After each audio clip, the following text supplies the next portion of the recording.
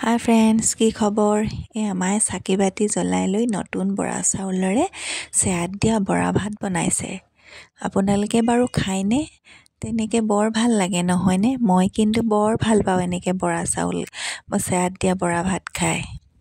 নতুন বৰা চাউলৰ চেয়াত দিয়া বৰা ভাত। গাহৰি মাংস হ'লেতো আৰু ভাল লাগে নহয়নে? কিন্তু দুখৰ কথা আৰু গাহৰি মাংস নাই এইবাৰ। ঘপককৈ মায়ে এনেকৈ আমাৰ প্লেনিং হৈ গ'ল আৰু বোলে আজি চেয়াত দিয়া বৰা ভাতকে খাওঁ নতুন চাউলৰ।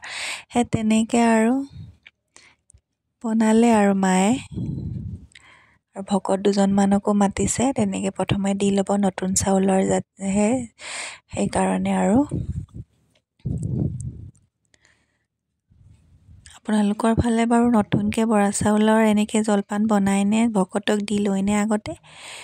এয়া বৰা চাউলৰ জলপান হৈ গ'ল আৰু ভকতকো দিলে। এইফালে মই বাঢ়ি লৈছোঁ আৰু গৰম গৰমকৈ খাওঁ খাওঁ লাগি আছে আৰু